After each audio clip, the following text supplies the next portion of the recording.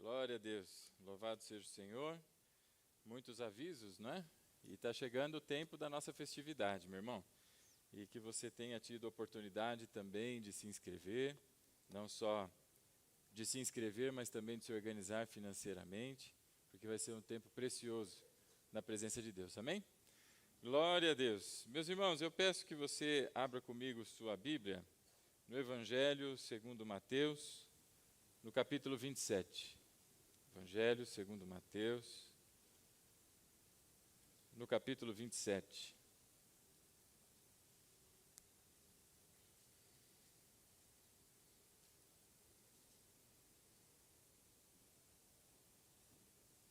Quem achou, diga amém. Quem não achou, diga peraí. Estou operando. Mateus capítulo 27, nós faremos a leitura do verso 24 em diante. Assim diz a palavra do Senhor. E quando o centurião e os que com ele vigiavam Jesus viram o terremoto e tudo o que havia acontecido, ficaram aterrorizados e exclamaram: verdadeiramente, este era o Filho de Deus. Muitas mulheres estavam ali, observando de longe. Elas haviam seguido Jesus desde a Galileia para o servir. Entre elas estavam Maria Madalena, Maria, mãe de Tiago e de José, e a mãe dos filhos de Zebedeu. Até aqui, irmão. Feche os olhos aí onde você está, curva sua fronte. Pai querido, Pai amado, te agradecemos por mais essa noite, Senhor, porque o Senhor nos dá fôlego de vida e oportunidade de usarmos, Pai, para o louvor da sua glória. Obrigado por cada um que aqui se faz presente, porque o Senhor os trouxe, Pai, a todos nós. E pedimos que o Senhor fale ao nosso coração, Senhor, de maneira profunda, Senhor, de maneira a como diz a tua palavra, separando, Senhor, juntas e medulas, separando aquilo que é engano do coração, daquilo que é verdade da tua palavra, Senhor. Nessa noite, tira de nós tudo que impede, Papai, o fluir da tua palavra e do teu Espírito. Todas as coisas contrárias caiam por terra, Senhor, em nome de Jesus, e que se ouça tão somente a tua voz. É o que nós oramos e desde aqui agradecemos, em nome de Jesus. Amém e amém. Amém, meu irmão? Glória a Deus. O que foi? Verso 54. Eu falei 24? Ô, meu irmão, é isso aí, tá vendo? Era para ver se os irmãos estavam atentos, aleluia. 54, verso 54.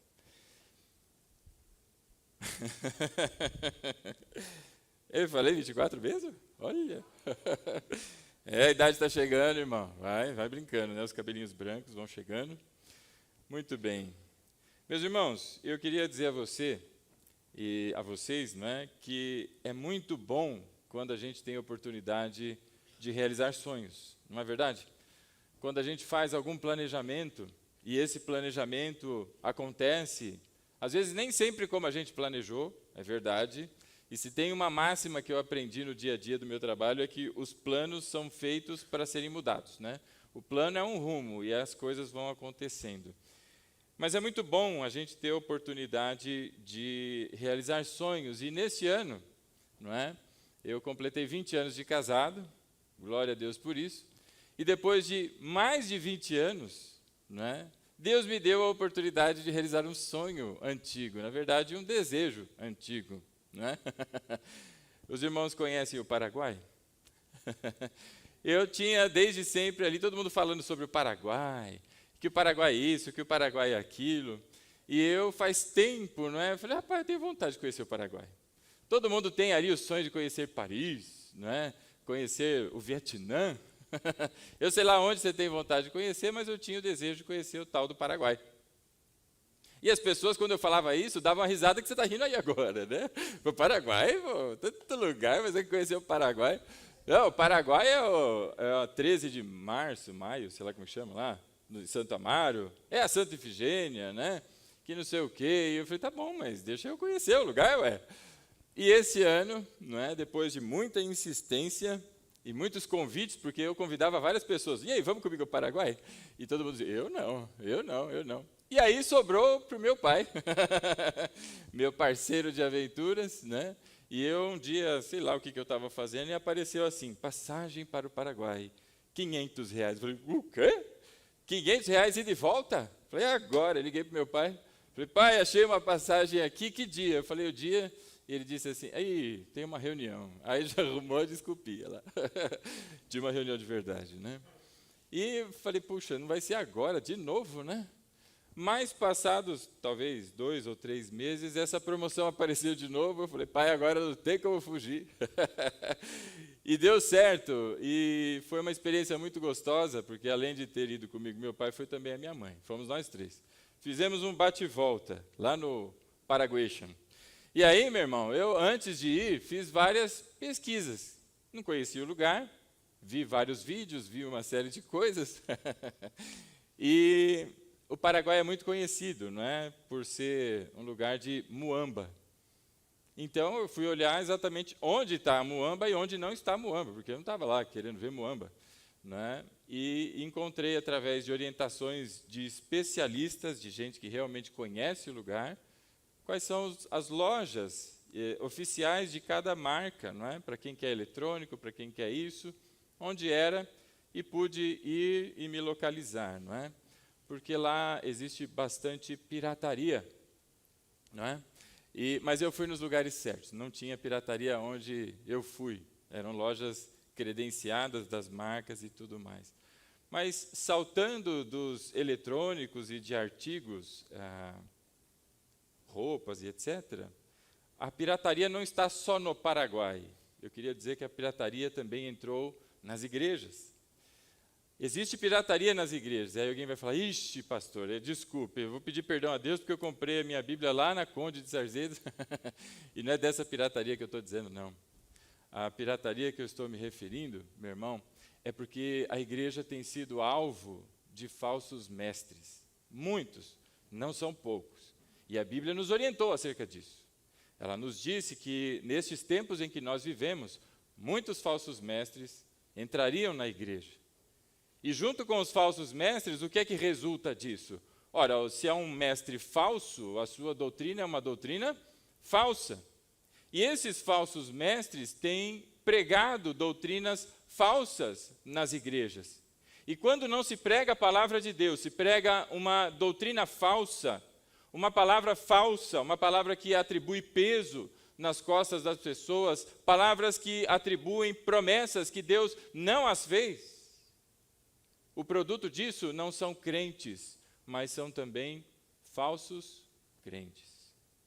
Portanto, a igreja está cheia e repleta de pirataria, desde o falso mestre, a falsa doutrina e também ao falso cristão.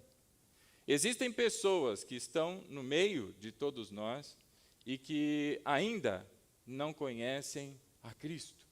Não Jesus, o Jesus amplamente falado por aí, mas aquele que a Bíblia apresenta, o verdadeiro, aquele que tem, não é? Segundo a palavra de Deus e a orientação do Senhor, este sim, para que não se caia no engano de você conhecer palavras, não é? De que não foram ditas pelo Senhor Jesus e promessas não faladas pelo Senhor Jesus. E aqui nós olhamos para um texto, meus irmãos, que descreve um momento, e que é um momento crucial na vida de todos nós que professamos a fé em Cristo. Porque se não houvesse havido a cruz, se Cristo não tivesse morrido naquela cruz, nenhum de nós estaríamos aqui. Ele veio para essa finalidade, ele veio para cumprir a vontade do Pai e morrer naquela cruz, pagando pelos nossos pecados, ressuscitando ao terceiro dia para a nossa justificação. E agora todos os que creem em Cristo, todos como nós aqui que cremos em Cristo, podem não só serem chamados filhos de Deus, mas têm uma esperança eterna, que traça não corrói, ladrão não rouba, não há nada que modifique a promessa e a esperança que Deus deu à sua igreja, porque quem deu e quem a sustenta é o Senhor. E quem é como o Senhor para mudar essa realidade? E vemos aqui exatamente a sexta-feira, o dia da crucificação do nosso Senhor Jesus, e vimos o relato de dois grupos de pessoas, centurião e soldados, e mulheres que estavam juntas ali, naquele dia, naquele momento da crucificação. E eu queria que observássemos, a partir deste texto, meus irmãos, 3 fatos e 3 verdades bíblicas que norteiam, inclusive, estes que são cristãos verdadeiros ou não. A Bíblia nos ensina vários, pontos em que a gente pode perceber, testar o Espírito, como diz o apóstolo João em suas epístolas, para que a gente entenda se é crente de verdade, se é um mestre de verdade ou se são falsos. E aqui, olhando para este momento, eu queria que tratássemos de 3 verdades e que remontam àquele momento que é divisor de água na minha e na sua vida, que é a conversão. E se não é convertido, meu irmão, então é um falso crente. Por isso eu vou pedir a você que mantenha comigo sua Bíblia aberta, aí em Mateus, no capítulo 27. Nós vamos fazer a leitura de novo do verso 54. 5, 4, por favor. E diz assim: quando o centurião e os que com ele vigiavam Jesus viram o terremoto e tudo o que havia acontecido, ficaram aterrorizados e exclamaram: verdadeiramente, este era o Filho de Deus. O que acontece aqui, meus irmãos, é que haviam homens que não eram da fé judaica, eram romanos. Havia ali um homem que era conhecido e chamado de centurião. Quem era o centurião? Centurião era um líder do exército romano e que cuidava de um lote ou de um grupo de 100 homens. Por isso, centurião é o seu título. E este homem, para chegar aonde chegou, sendo ele um centurião, certamente foi um soldado muito bravo, um guerreiro, que não só sobreviveu a todas as investidas que um soldado tem, mas também cumpriu com rigor as ordens que recebeu, a ponto de receber confiança e crescer na hierarquia e agora estar diante de 100 homens do exército romano. O exército romano tem várias vitórias, inclusive contra inimigos que eram mais numerosos do que eles. E eles sempre, até ali, tinham sucesso. E existem vários fatores para o sucesso do exército romano. Entre eles, eles usavam sandália. Parece que não, Mas a sandália ajudava, porque tinha que caminhar em terrenos difíceis, áridos, às vezes com pedregulhos, Você já saiu na rua, e andou descalço na rua? Tirando aqueles que têm uma sola do pé desse tamanho, porque a vida toda andou descalço, tem uns que têm pé de princesa, E quando vai pisar na rua, pisa assim. Ui, ui, ui. É difícil pisar na rua, Esses dias estavam asfaltando as ruas aí, arrancaram asfalto. Imagina aquele estado da rua e você tendo que sair correndo, para enfrentar alguém. Como é que você faz isso? A pé, descalço. Um pé cascudo, tem vantagens, mas quem usasse sandália, e era um dos pontos de fortaleza do exército romano, eles tinham êxito. Mas um dos maiores êxitos do exército romano é a sua disciplina. É o seu momento ali de hierarquia em que manda e o comando é seguido à risca e obedecido.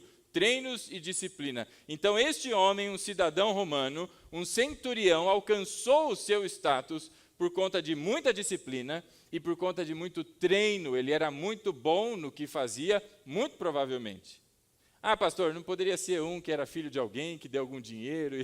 Pode.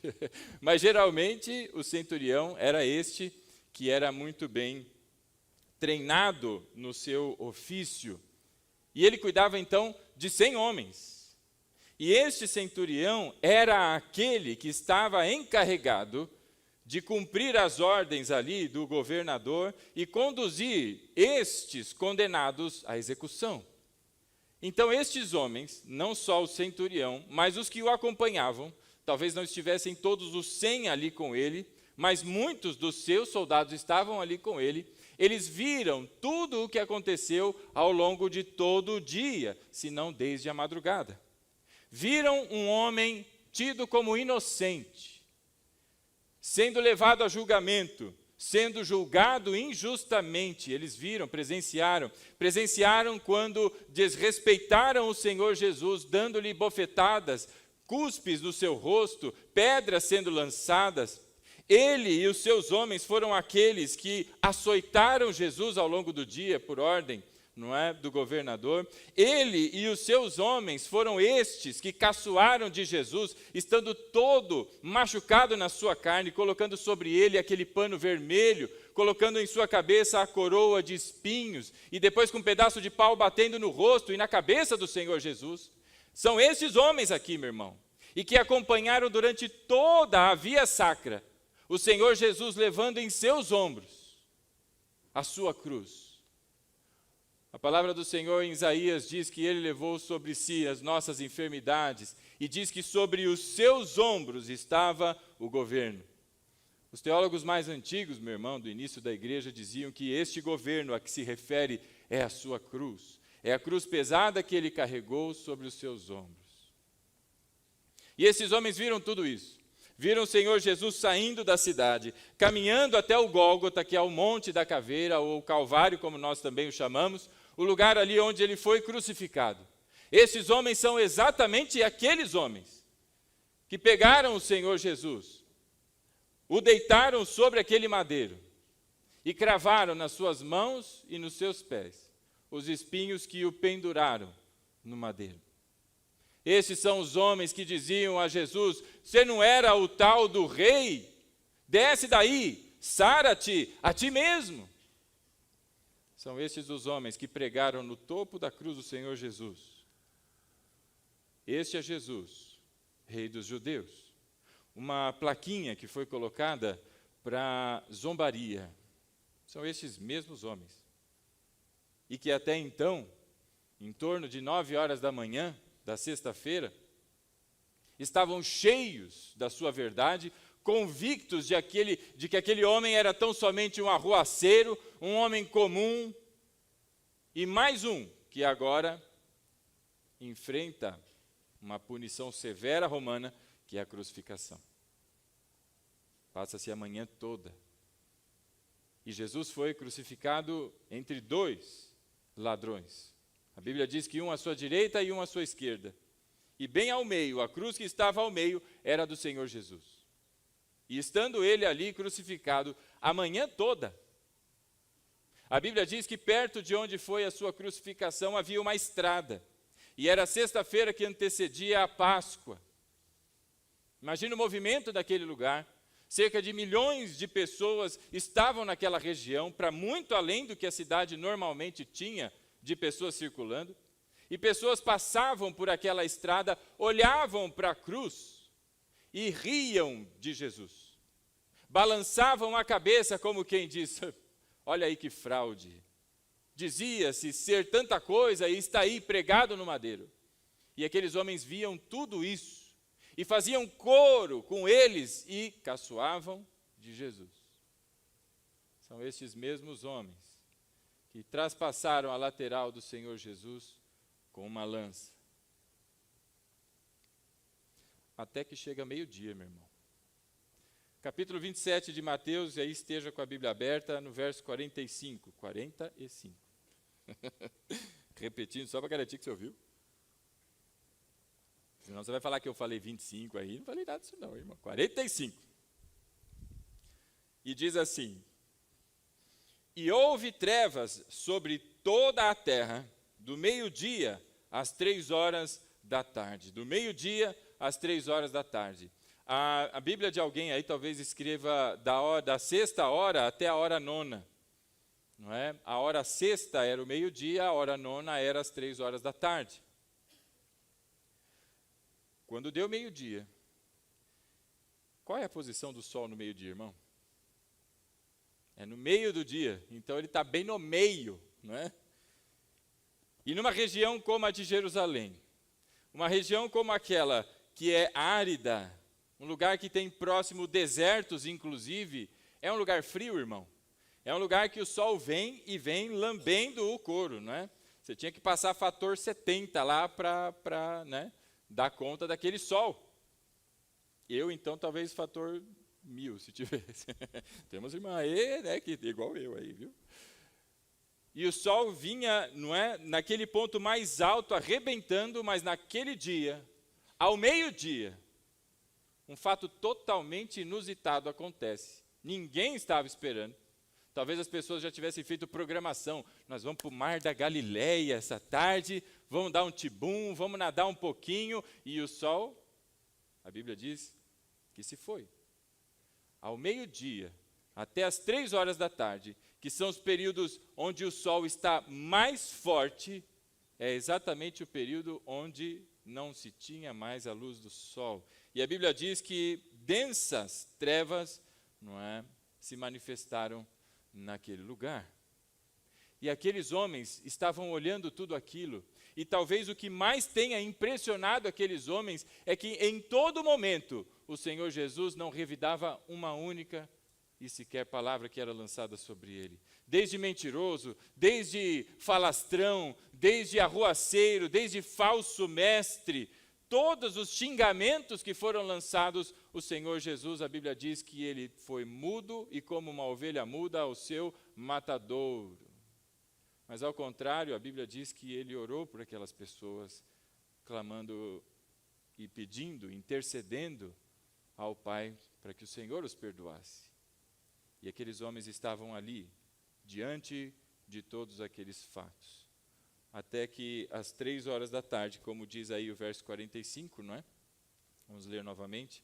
E houve trevas sobre toda a terra do meio-dia às 3 horas da tarde, e por volta das 3 horas da tarde, Jesus bradou e bradou em alta voz, Eloi, Eloi, lama sabachthani, que significa, meu Deus, por que me abandonaste? Meus irmãos, Jesus clama na cruz. Essa não foi a única das sentenças pronunciadas pelo Senhor Jesus, mas Mateus registra esta. E para um conhecedor da palavra de Deus, ele está recitando um salmo aqui. E esse salmo que está sendo recitado não está sendo recitado tão somente naquele momento, mas todo aquele dia, até aquele instante, é exatamente a descrição do Salmo de número 22. Se você já leu o Salmo de número 22, você vai encontrar lá a descrição de que as roupas ou as vestes do Senhor Jesus foram tiradas com sorte. Você vai ouvir a descrição exata do dia da sua crucificação. E, inclusive, estas palavras pronunciadas pelo Senhor Jesus. Veja o versículo 8 do Salmo 22. Coloca aqui, Vinícius, por favor. Salmo de número 22, verso 8.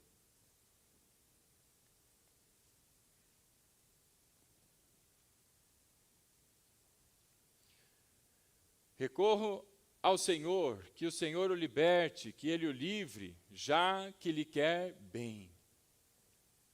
Pois é, recorra ao Senhor. Quem disse essas palavras que nós estamos lendo aqui no verso 8 do Salmo 22? Bom, essas palavras foram proferidas pelos líderes religiosos que passaram pelo lugar. Acompanhe comigo.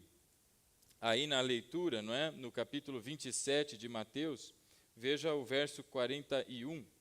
Ele diz assim: da mesma forma, os chefes dos sacerdotes, os mestres da lei e os líderes religiosos zombavam dele, dizendo: salvou os outros, mas não é capaz de salvar a si mesmo, e é o rei de Israel. Desça agora da cruz e creremos nele. Veja o verso 43. Ele confiou em Deus, que Deus o salve agora, se dele tem compaixão, pois disse: sou filho de Deus. Quem disse as palavras lá do Salmo 22, o versículo 8, foram os líderes religiosos. Ora, ele não se afirmou ser filho de Deus, porque Deus agora não os salva. Bom, esses homens estavam totalmente alienados da palavra, não se tomaram conta, não perceberam que todas aquelas palavras dos antigos profetas, dessa antiga aliança, do que nós chamamos de Novo Antigo Testamento, apontavam para o Senhor Jesus e eles não conseguiram perceber. E Deus não o tirou de lá, porque Deus o queria exatamente lá. E aqueles homens diziam, então Deus que o salve agora, não é? Ele não disse que era filho de Deus? E veja o verso 44. O verso 44 diz assim: igualmente o insultavam os ladrões que haviam sido crucificados com ele. Quem que estava também insultando? Os ladrões, não o ladrão. Os dois. Aí as coisas começam a acontecer, não é? O verso 45 diz que vem trevas sobre aquele lugar. No verso 46 diz que por volta das 3 horas da tarde o Senhor bradou em alta voz. No verso 47, a palavra diz assim: quando alguns dos que estavam ali ouviram isso, disseram, ele está chamando por Elias. Talvez as pessoas, por estarem longe ou tão desatentas, acharam que o clamor do Senhor Jesus era para que viesse Elias. Estavam todos perdidos. E aqui nós encontramos, meus irmãos, alguns paralelos que faz aqui o evangelista Mateus com o momento da transfiguração. O momento da transfiguração, ele mostra a glória do Senhor Jesus. Está lá o Senhor Jesus no alto de um monte, capítulo 17 do Evangelho de Mateus, verso 1. Ele está no alto de um monte, e o verso 1 diz o seguinte: 6 dias depois, Jesus tomou consigo 3 pessoas, Pedro, Tiago e João, irmão de Tiago, e os levou em particular a um alto monte. Foi a um monte com 3 pessoas, 6 dias depois. O paralelo que nós começamos a ver são informações intencionais do evangelista aqui, para que você se lembre desse momento da transfiguração. Que hora que começou a escurecer, meu irmão? A 6ª hora. 6 dias depois. Pedro, Tiago e João, 3 testemunhas. A Bíblia diz que haviam ali com ele, não é? O Senhor Jesus, no verso 55, 3 mulheres. São 3 citadas ali. Existiam mais pessoas ali, mas o evangelista cita 3. Meus irmãos, tem vários pontos ali. Naquele momento, enquanto estava o Senhor Jesus sendo glorificado, os seus discípulos o viam e ficaram assustados, não é? E a Bíblia diz que uma nuvem dos céus desceu sobre eles, e essa era uma nuvem luminosa, e do alto dos céus, não é? Se ouviu a voz do Deus Pai, e Deus disse assim: este é meu filho amado, em quem me comprazo, a ele ouvi. A Bíblia diz que Pedro, Tiago e João ficaram aterrorizados. Ora, é exatamente a mesma expressão que Mateus usa para descrever a reação do centurião e daqueles soldados que estavam com ele. Eles ficaram aterrorizados. Por que tem esse paralelo entre a transfiguração e o momento da crucificação? Porque Mateus, meu irmão, está nos dando informações para que a gente se lembre que, sim, a morte de cruz é a sua vergonha, é a humilhação, é o inocente sendo pregado no madeiro, mas você não pode perder de vista que quem está sendo pregado ali é o Rei de toda a glória, é aquele que está glorificado e agora, não é, passa pela morte e novamente ressuscita para a glória do Senhor. E é elevado à majestade, é elevado à destra do Senhor nas alturas.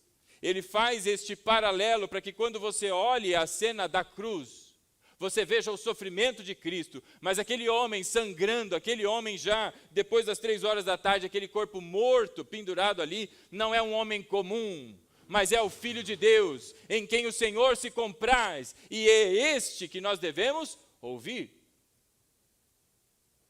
Há esse paralelo para que você olhe para a cena da cruz, meu irmão, e nunca se esqueça que Deus não é um Deus fraco. Tem pessoas que olham e falam: puxa, sangrou o Senhor, se é Deus, Deus sangrou. Deus morreu, Deus é crucificado. Meu irmão, esse é o Criador dos céus e da terra.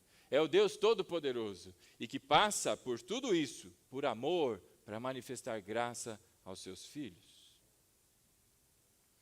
E finalmente, então, no verso 47, eles dizem, ele está chamando Elias? No capítulo 17 de Mateus, em seguida da transfiguração, Pedro, animado, tinha dito, não é? Vamos fazer 3 tendas, Senhor. Uma para o Senhor, uma para Moisés, outra para Elias. E aí desce a nuvem, eles ouvem a voz do Senhor, ficam aterrorizados. A Bíblia diz que o Senhor Jesus vai até eles e diz, se levantem, não temam. E quando tudo isso acontece, Jesus olha para aqueles 3 homens e diz assim, não falem para ninguém dessa visão que vocês tiveram, até que eu tenha ressuscitado. Aí a pergunta que fizeram para Jesus, mestre, por que o povo está falando que tem que vir Elias? Consegue perceber as relações entre os textos? E Jesus diz, ele verdadeiramente virá. Na verdade, ele já veio, mas as pessoas não o reconheceram. E eles perceberam que se tratava de João Batista, a quem Jesus se referia. E veja a pergunta em seguida aqui que aqueles homens que estavam diante de Jesus fazem, não é? Ele está chamando Elias? Será que é agora que vem Elias? As pessoas estavam totalmente perdidas. E aí o verso 48 do capítulo 27 de Mateus. Imediatamente, um deles correu em busca de uma esponja, embebeu em vinagre, colocou-a na ponta de uma vara e deu a Jesus para beber. Mas os outros disseram, deixem-no, vejamos se Elias vem salvá-lo. Continuam na sua cegueira. E aí no verso 50, depois de ter bradado novamente em alta voz, Jesus entregou o seu espírito. Veja aí o 51. E naquele momento, o véu do santuário rasgou-se em 2 partes, de alto a baixo. Os soldados não viram isso, mas os sacerdotes que estavam lá, servindo no templo, tomaram um mega susto, porque aquele véu era grande, era alto e era grosso, espesso, e aquilo se rasgou de cima a baixo, sem a mão de homens nenhuma, foi um rasgo, rasgou no meio. Tem 2 coisas que acontecem ali, não é? O caminho foi aberto pela morte do Cordeiro. E nós agora podemos nos aproximar com confiança do trono da graça, como vai dizer o autor aos Hebreus, não é? No capítulo 4, por causa do sangue de Jesus. Mas também se quebra aquele muro de separação entre judeus e gentios, porque este é o Cordeiro de Deus que tira o pecado do mundo. Não é só o Salvador de Israel, mas é o Salvador do mundo, como vão dizer os samaritanos, quando o conhecem, não é? E não só rasga-se o véu de cima a baixo, o que separava o santo dos santos, agora não tem mais essa separação, como também a Bíblia diz que a terra tremeu e as rochas se partiram. E isso aqueles soldados viram. Ao bradar em alta voz, nas tuas mãos entrego o meu espírito, começa um grande terremoto e rochas começam a se fender, rachar, e aqueles homens olham para aquilo, já estava escuro, que não era normal, 3 horas da tarde com trevas, e de repente vem terremoto e as pedras começam a rachar. Aqueles homens viram tudo aquilo, e o que parecia ser grande coincidência começou a se somar na mente daquelas pessoas, e algo começa a acontecer no interior daqueles homens, não é? A Bíblia diz que aquelas rochas então se partiram. Há um teólogo, se chama Fendi, e num dos seus escritos sobre cristologia, ele diz que um grupo de pessoas visitando ali Jerusalém, visitando aquela região, conseguiram encontrar pedras, e pedras que provavelmente fossem deste período. Isso, meus irmãos, a ciência não consegue dizer se eram realmente pedras que fizeram parte daquele momento. Mas as pedras que este homem viu eram pedras que foram rachadas ao meio, e não tem... Você já viu como é que quebra pedra no meio? A turma põe um trequinho e fica batendo, e põe aquele negócio que acho que chama cunha. E aí vai batendo, e põe a cunha, batendo, e de repente ela racha. Os sinais eram de terem sido rachadas do meio para fora, de maneira que não tem intervenção humana. Mas essa ciência não explica. Mas um outro grupo de estudiosos, meu irmão, e isso você encontra em cadernos científicos, revistas que falam sobre o assunto, pessoas foram pesquisar, porque um terremoto dessa proporção, para rachar rochas dessa maneira, não teria sido percebido somente ali onde estavam aqueles soldados, mas na região. E eles foram pesquisar. E você sabe o que eles encontraram? As evidências de que houve um abalo sísmico significativo neste período de tempo, quando aconteceu a crucificação de Jesus. Meus irmãos, pessoas céticas foram procurar e encontraram. Você já ouviu o Senhor Jesus falando que quem procura acha? Aquele que bate e a porta se abre. Esses homens foram procurar evidências de que aquilo era falso e encontraram evidências que sim, a Bíblia tem viabilidade científica, porque encontraram evidências de um grande terremoto, um abalo sísmico naquela época. Glória a Deus. Mais ou menos vontade de falar assim, toma, vai duvidar? E aqueles homens estavam vendo tudo isso, o dia todo, toda aquela movimentação, gritaria, gente agitada. E agora, um grande terremoto quando o Senhor brada em voz alta. E no verso 52 diz que algo mais acontece, não é? Os sepulcros se abriram e os corpos de muitos santos que tinham morrido foram ressuscitados e, saindo dos sepulcros depois da ressurreição de Jesus, entraram na cidade santa e apareceram a muitos. A Bíblia diz que na morte do Senhor Jesus, os sepulcros foram abertos. E pessoas que estavam mortas ressuscitaram. Foram vistas após a ressurreição do Senhor Jesus, o que indica que eles ressuscitaram após a ressurreição do Senhor Jesus. Mas aqueles homens, no meio daquela escuridão, ouviram todos esses ruídos, terremotos, pedras rachando. Você se lembra da chuva recente que deu e que deu um apagão geral aí? Em casa a luz só piscou e não ficou sem luz, mas muitos lugares ficaram sem luz por alguns dias, não é? E tiveram que correr para achar vela para poder, não é, ter um pouquinho de luz. Agora imagina você, enquanto não achou a vela, enquanto não conseguiu acender aquele troço e de repente você começa a ouvir um barulho de pedra rachando. Meu irmão, não é pedrinha fazer blá, blá, blá, blá. Imagina uma rocha estourando ao meio. Que ruído deve ser? Bom, aí finalmente chegamos ao verso 54. Quando o centurião e os que com ele vigiavam Jesus, e por que eles vigiavam Jesus? Porque tinham certeza que as pessoas que o seguiam, e que eram muitas pessoas, poderiam causar tumulto. Então estavam lá, estavam de guarda para a manutenção da ordem. Mas estes homens foram surpreendidos com todos esses eventos, e a Bíblia diz que quando eles viram o terremoto e tudo o que havia acontecido, ou seja, tudo isso que nós falamos até agora, porque eles foram testemunhas oculares de tudo isso, experimentaram esse dia.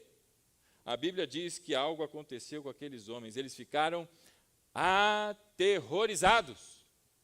Meu irmão, sabe o que quer dizer aterrorizados? Precisava usar fralda, borrou, deu um pânico geral. Você já passou um sustão na vida? Esses dias, entrando em casa lá, minha mãe estava escondida, meu filho chamando, vó, vó, e a minha mãe falou, ah! Nossa, coitado do Rafael, tomou um susto, deu um pulo, né? Até ficou bravo com ela. Mas isso é nada perto do que esses homens viram. E passaram. A Bíblia diz que eles ficaram aterrorizados.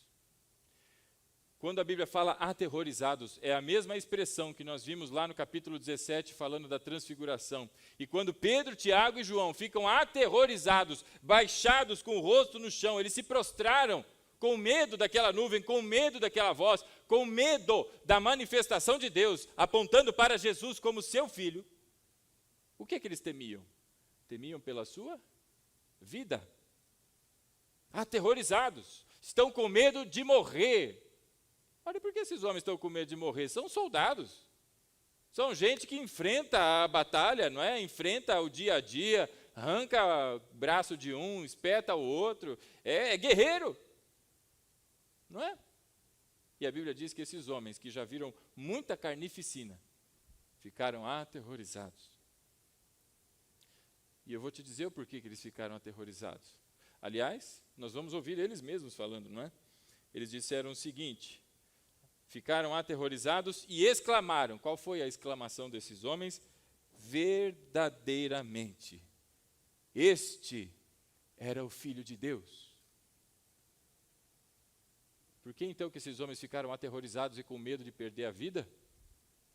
Porque eles não pegaram um arruaceiro e crucificaram um arruaceiro. Porque eles não pegaram um ladrãozinho, não é, de galinhas por aí e crucificaram por ordem de alguém. Esse homem que eles açoitaram, esse homem que eles ofenderam, esse homem que colocaram uma coroa de espinhos e brincaram de rei com ele, não estava de brincadeira. Ele era exatamente quem ele disse que era. E quando finalmente se deram conta que é o Rei dos Reis, o que acontece com aqueles homens é o que acontece com aquele ladrão. Pouco antes de morrer, depois de caçoar o dia inteiro e de ficar tirando sarro, finalmente ele para e diz para o outro: ô, fica quieto aí, cara, porque eu e você merecemos isso. Agora ele não, ele é inocente.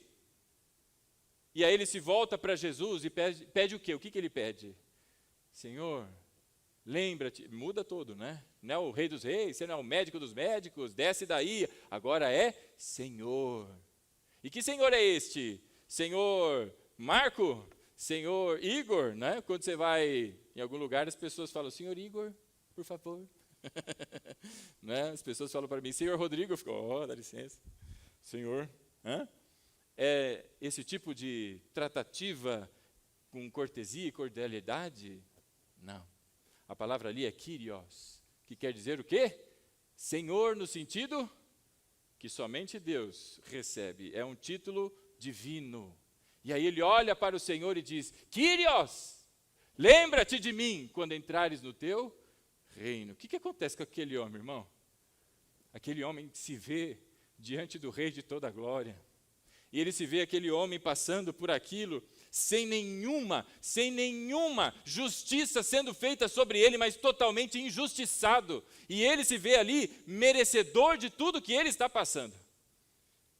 E aí ele olha para Jesus e pede o quê? Lembra-te de mim. Embutido nisso tudo está: perdoe porque eu falei um monte de bobagens e que agora eu entendo que eu falei bobagens. Se ele vai entrar no reino é porque o reino é dele. E se o reino é dele, quem ele é? Ele é o rei. E ele se percebe agora falando com o rei e pede perdão. Estes homens aqui agora, meu irmão, estão com medo de perder a vida porque perceberam o que fizeram contra o verdadeiro Filho de Deus. E deixa eu te dizer uma coisa, é essa a experiência de conversão. E é por isso que eu comecei falando sobre pirataria.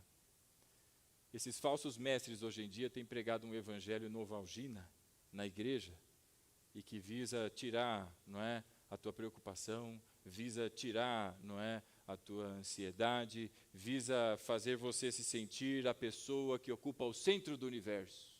Teve um por aí que disse: tudo isso foi por você, para te colocar ali no centro, não é? E a Bíblia nos ensina que o centro de todas as coisas é Jesus, não é você e não sou eu. Algumas pessoas dizem assim, não é? Se a gente pergunta, não é?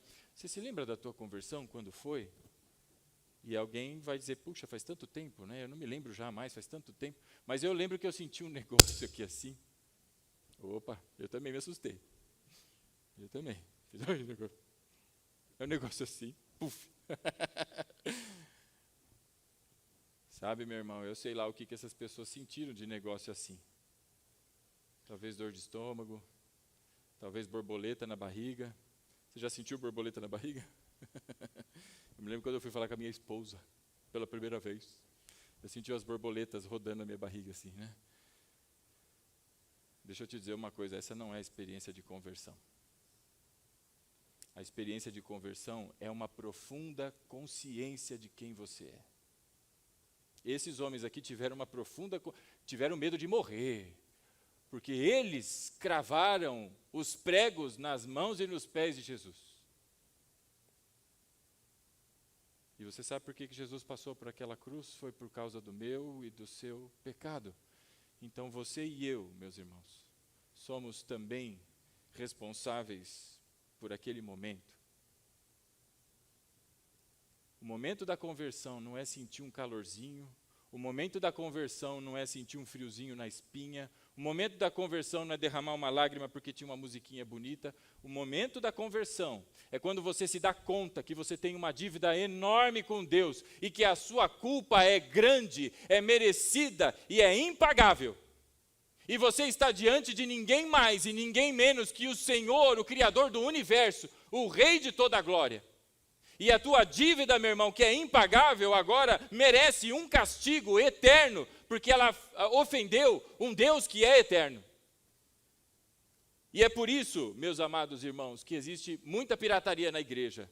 Porque tem gente oferecendo, aceita Cristo, aceita Cristo, aceita Cristo, mas não fala para ela que ela tem uma conduta de vida pecaminosa e que ela precisa se arrepender dos seus caminhos e mudar de vida. Porque quando a pessoa finalmente se observa assim, ela finalmente entende que ela precisa de um Salvador. É só quem está perdido que precisa de um Salvador. É só quem está perdido que precisa ser encontrado. E esses homens se encontraram exatamente nessa condição. E temeram pelas suas vidas. E eles disseram, verdadeiramente, este era o Filho de Deus. Porque viram os sinais. Aqueles homens rejeitaram Jesus o dia inteiro, semana inteira, meses, anos, talvez. Mas naquele dia, tiveram a experiência de se perceberem diante do Senhor. E deixa eu te dizer, tem uma porção de gente dentro da igreja que vem, frequenta, diz que professa fé em Cristo, conhece hinos, canta hinos, diz misericórdia em vez de falar um palavrão, mas não passou pela experiência de conversão. Deixa eu te dizer o que a Bíblia diz sobre essas pessoas. São falsos crentes. É gente que vai chegar aquele dia e vai dizer assim, Senhor, Senhor, mas em teu nome eu expulsei demônios. Veja como ela se dirige, Senhor. Olha o respeito, olha a reverência. E olha o ato de desespero, porque não diz Senhor, é Senhor, Senhor. Meu Deus, espera um pouquinho, eu fiz tudo isso em teu nome.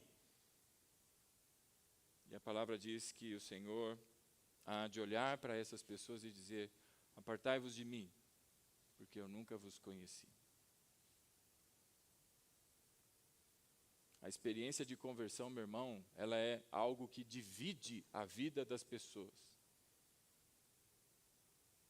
Se você não passou por essa experiência, hoje é dia de clamar pelo Senhor, para que na sua vida se manifeste como aconteceu na vida desse centurião e desses soldados, que tinham uma conduta totalmente diferente, não eram nem judeus, talvez nunca tivessem ouvido falar do Senhor, mas presenciando tudo aquilo, se perceberam na condição de culpados diante de Deus. E ficaram aterrorizados. Meu irmão, a experiência de qualquer pessoa diante de Deus, é só você olhar na Bíblia. Quando aparece o anjo do Senhor, quando aparece um anjo, quando Deus se manifestou naquele monte, o que as pessoas falam? Não é? Ou melhor, o que essas pessoas, o anjo ou o que o Senhor diz? Não temas, porque a manifestação de Deus, não é? Traz temor, traz medo diante daquele que pode todas as coisas. E esses homens aqui experimentaram isso. No livro de Daniel, meus irmãos, no capítulo 12, eu vou pedir a você que siga lá comigo.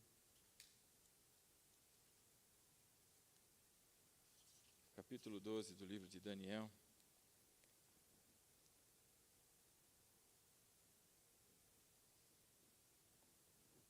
Narrando os tempos do fim, Daniel diz o seguinte lá no verso 1 em diante. Daniel capítulo 12, verso 1. Naquela ocasião, Miguel, o grande príncipe que protege o seu povo, se levantará. Haverá um tempo de angústia, como nunca houve desde o início das nações até então. Mas naquela ocasião, o seu povo, todo aquele cujo nome está escrito no livro, será liberto. Verso 2. Multidões que dormem no pó da terra acordarão, uns para a vida eterna, outros para a vergonha e para o desprezo eterno. Daniel está dizendo aqui, meus irmãos, que no dia da volta do Senhor Jesus, os mortos ressuscitarão. E na descrição da ressurreição, Mateus registra que na ressurreição de Cristo, pessoas que estavam mortas ressuscitaram e serviram como testemunho para uma porção de gente do poder e da eficácia da cruz de Cristo. Mas a Bíblia diz aqui, Daniel se refere que naquele dia, alguns vão ressuscitar para a vida, não é? Mas outros é para a morte e para o sofrimento. Por isso, meus irmãos, há que se ter muito cuidado com a pirataria na igreja, com essas intenções de gente querendo ser o bonitão, a atração, não é? Qualquer objetivo não importa. O que importa é que todos nós tenhamos experimentado a conversão genuína. Porque se passamos por ela, Cristo vive em nós. Se não passamos por ela, se você não reconhece essa experiência na sua vida, clame ao Senhor. Porque muita gente tem anunciado por aí, não, é só aceitar, só você pronunciar essas palavras como se fosse uma, não é, coisa mágica. Mas a pessoa não tem consciência do Evangelho. Meus irmãos, no capítulo 2 de Atos dos Apóstolos, nós encontramos o apóstolo Pedro, na sua pregação, logo em seguida do Pentecostes, capítulo 2. As pessoas achando que estavam todos bêbados, não é? E aí Pedro se levanta no poder do Espírito com ousadia e prega, diz a todos eles, este a quem vocês crucificaram, este é o Messias, é o Filho de Deus. E ele anuncia aquilo que os soldados e o centurião finalmente perceberam, ele anuncia para aqueles homens. E a Bíblia diz que naquele dia 3.000 pessoas se converteram. E Pedro mal termina de falar, veja a reação destes homens, o verso 36, capítulo 2 de Atos dos Apóstolos, verso 36. Portanto, que todo Israel fique certo disso. Este Jesus, a quem vocês crucificaram, Deus o fez Senhor e Cristo. Ele está sentado à destra da majestade nas alturas. Ele é o Messias. Deus o levantou. Ele é ungido do Senhor. Veja aí o verso 37. E quando ouviram isso, ficaram aflitos em seu coração. Ora, e por que houve aflição no coração? Porque eles rejeitaram o Messias. Porque eles rejeitaram o Filho de Deus. E qual foi a pergunta que eles fizeram? E agora? O que é que nós vamos fazer? Essa não é uma pergunta como quem está ouvindo numa sala de aula e alguém diz, então, a partir de agora, nós vamos passar os canos por aqui, vai ser uma torneira por aqui e a água pinga aqui. Aí alguém vira assim, ok, professor, e agora, o que fazemos? Não é assim a pergunta não, irmão. Essa é a pergunta com a aflição. E agora, o que é que eu faço? Porque eu rejeitei o Filho de Deus? Existe salvação para mim? É o pânico. E veja a resposta que dá o apóstolo Pedro, meus irmãos. Verso 38. E então Pedro respondeu o quê, meu irmão? Dá o dízimo lá na igreja. Não, começa a fazer parte do grupo não sei o que lá e vai. O que ele disse? Arrependam-se. Do que, meu irmão? De ter rejeitado o Cordeiro Santo de Deus que tira o pecado do mundo.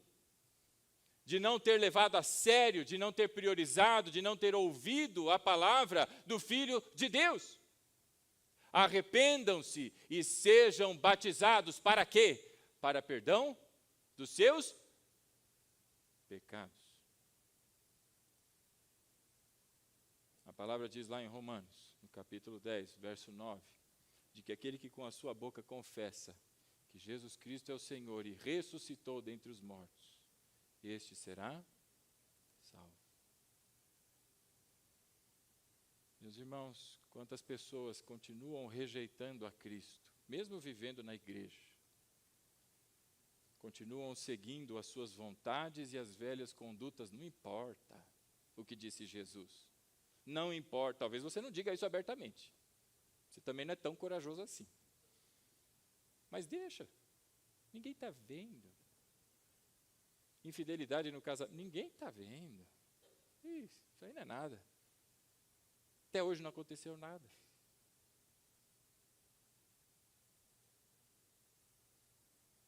Pedro olhou para aqueles homens religiosos.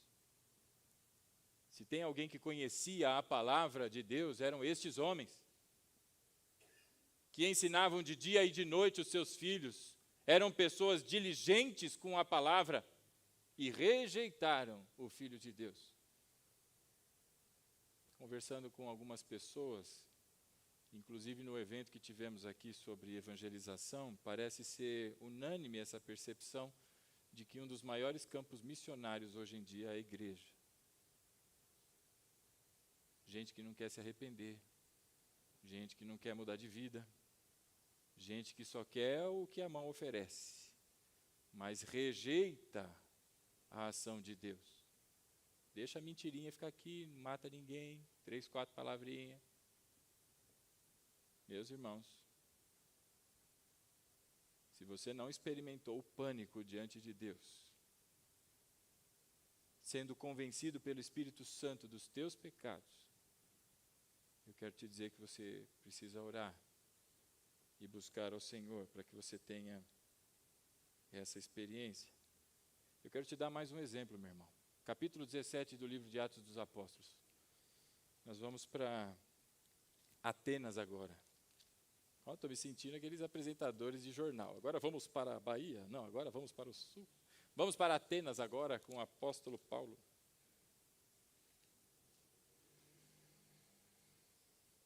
O apóstolo Paulo chega em Atenas e a Bíblia diz que ele sente repúdio daquele lugar, porque ele vê ídolo para todo lado, poste para todo lado, exaltando deuses que não existem. Olha a pirataria aí, cheia, repleta, não é? No panteão. E ele identifica um lá que está assim, ao Deus desconhecido. Tinha um altar ao Deus desconhecido.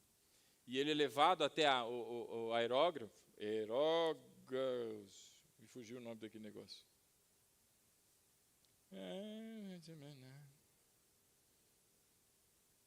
Ele foi levado lá, Aerópago, está aí no verso 19. Então levaram a uma reunião no Aerópago.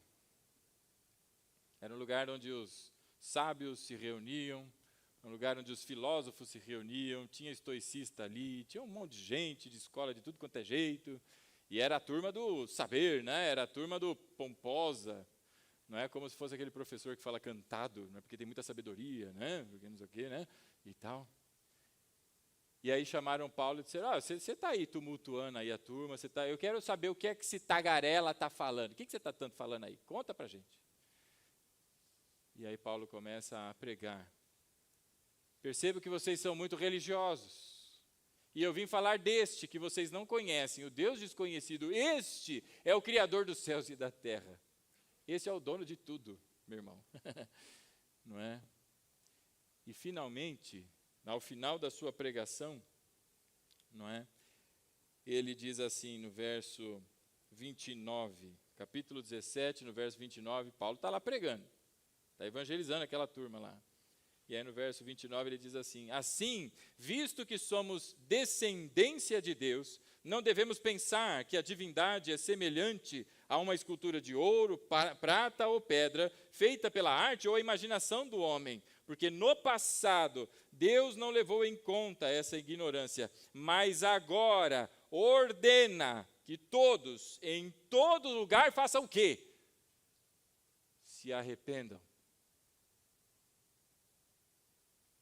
Eu tive contato com algumas pessoas e perguntando, só conhecendo, porque era gente, né, que você encontra, que é crente e tal, e perguntando da conversão, a pessoa não sabe, nunca ouviu falar sobre isso. Você consegue imaginar alguém que nunca ouviu falar sobre arrependimento numa igreja? Paulo diz assim, que Deus ordena que todos e em todo lugar se arrependam. Por quê? Olha aí o verso seguinte, 31. Pois Ele, o Senhor, o dono de todas as coisas, estabeleceu um dia. Essa palavra estabeleceu, meu irmão, firmou, de modo como se você concretasse aquilo. Ninguém muda aquilo, porque foi Deus que estabeleceu. E este dia que Ele estabeleceu, veja aí no verso 31, Ele há de julgar o mundo com justiça, por meio de um homem que Ele designou. E Ele deu provas disso a todos, ressuscitando este homem dentre os mortos. Qual que é a pregação do apóstolo Paulo aqui? Arrependam-se. Abandonem falsos ídolos. Abandonem condutas inadequadas. Abandone a iniquidade. Abandone a violência no seu palavreado. Abandone essa maneira rude de lidar com as pessoas. Porque agora Cristo habita em você, se você passou por essa experiência. Então, o primeiro fato que eu queria registrar aqui com os irmãos é o fato da experiência de conversão. Ela é precedida por essa profunda consciência de quem você é e da sua condição diante de Deus, que não tem salvação se não for em Cristo. Se você não experimentou isso, a Bíblia diz que enquanto esse dia que se chama hoje, este é o dia para mim e para você. E no verso 55, a Bíblia continua dizendo que muitas mulheres estavam ali. Mateus 27, no verso 55. Ele diz, muitas mulheres estavam ali e observavam de longe. Os discípulos, talvez escondidos embaixo da cama, outros pegaram uma balsa no mar da Galileia e foram para o outro lado, fugiram, todos fugiram de medo, não é? Mas as mulheres estavam ali e observavam de longe. Olha aí o verso 55 diz, elas haviam seguido Jesus desde a Galileia para o servir. Por que aquelas mulheres estavam ali? Para servir. Servir Jesus e servir os seus discípulos. Essa palavra servir aqui, ela está dando a conotação de serviço doméstico, do tipo, as pessoas precisavam comer, e essas mulheres ajudavam, providenciando alimentação. Essas pessoas às vezes precisavam, Jesus e os discípulos precisavam de algumas coisas que se lidavam com as roupas, aquelas mulheres estavam lá para servir. E na hora de maior aflição, no tempo de maior aflição que se viu, em que o Senhor foi pendurado no madeiro, em que os seus discípulos sumiram, aquelas mulheres que estavam ali para servir, estavam exatamente ali, com o seguinte pensamento, se o Senhor precisar de alguma coisa, eu estou aqui. Enquanto aqueles soldados reconheceram o seu estado, essas mulheres manifestaram lealdade. A segunda verdade que se manifesta em quem se converteu, quem passou por uma experiência de conversão genuína, se chama lealdade, compromisso. Não existe agenda que seja maior ou superior, mas existe um compromisso com aquele que deu a vida por mim. E se diz lealdade, porque eu vim para servir.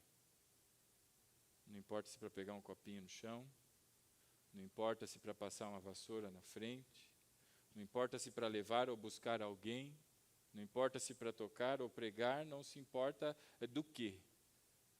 Porque o trabalho que essas mulheres produziam para o Senhor Jesus era um trabalho cotidiano, totalmente normal. mas elas estavam ali. Não se esconderam, não fugiram, mas eram leais. Segundo fato que eu queria registrar aqui com os irmãos é a lealdade. E o terceiro fato que eu quero registrar com todos aqui, meus irmãos, é que o Evangelho fala da vinda do rei. E o rei veio com uma finalidade, com um propósito. Ele veio inaugurar o seu reino. Um reino de paz, um reino de justiça, um reino de amor, um reino que manifesta graça. E esse reino não foi inaugurado com uma fita e alguém que passou a tesoura, mas o próprio rei veio e morreu para dar vida, e vida aos seus súditos. E estavam ali os súditos leais diante do Senhor Jesus, aquelas mulheres. O terceiro fato que eu quero registrar a você, que você perceba, é que antes mesmo da ressurreição, o reino já começou a se expandir. Um ladrão na cruz, e agora soldados e centuriões que, vendo tudo aquilo, se aterrorizaram e creram que verdadeiramente aquele era o Filho de Deus. E tudo isso era uma preparação para o que Jesus trouxe no capítulo 28, não é? E o que diz o final desse evangelho? Ide, portanto, por todo o mundo, pregai o evangelho a homens de todas as nações, fazendo deles discípulos, batizando em nome do Pai, do Filho e do Espírito Santo, e os ensinando a obedecerem tudo quanto eu vos ordenei. O reino não se expandiu só depois, na comissão da igreja, mas já começou a se expandir. E eu e você, meus irmãos, fomos chamados para esse propósito da expansão do reino. Por isso, meus irmãos, nessa noite, o que eu convido você, junto comigo, a refletir é, primeiro, se nós passamos por essa experiência de conversão, a verdadeira, não a pirata. A pirata tem um monte por aí anunciando, e você vai numa igreja que está tudo certo, você continua com a vida toda da maneira como você acha que deve, e também está tudo certo, porque a palavra de Deus, meu irmão, ela tem que ser ressignificada mesmo, não é o que dizem por aí. Ela não serve para os dias de hoje. Você ouve isso de líderes religiosos hoje em dia. Então, meu convite a você é uma reflexão se você passou pela experiência de conversão. E tendo passado, se em você se manifesta a lealdade, ou se você não tem tempo para Jesus, você não tem tempo para a obra.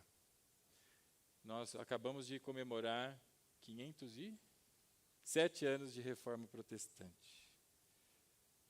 Martinho Lutero, uma vez, né, entre os temas da reforma, se discutia aquilo que era sagrado e aquilo que era profano, não é? Naquela divisão entre o serviço na igreja é sagrado e o serviço do mundo é secular, não é? E a reforma acabou com tudo isso. E aí um sapateiro ficou desesperado, foi procurar por Lutero e disse: e aí, senhor Lutero, o que eu faço agora? Como é que eu vou servir a Deus?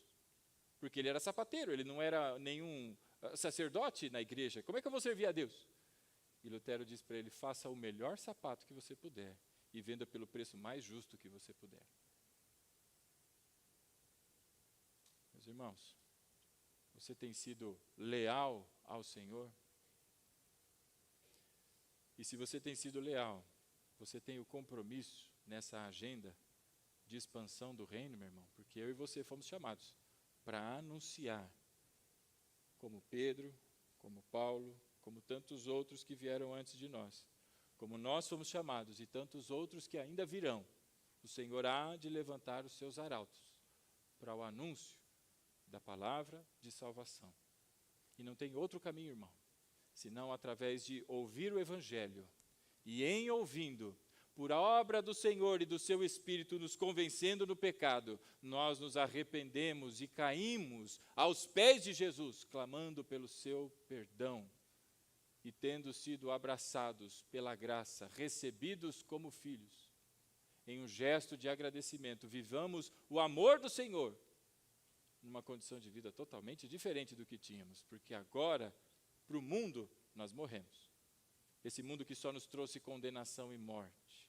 Mas para o nosso Senhor, que trouxe vida através da sua morte, a nossa vida é para Ele. Eu te convido a se colocar de pé nessa noite.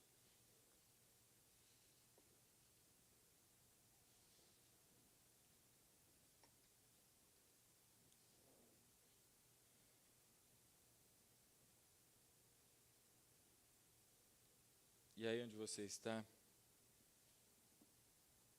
eu te convido a fechar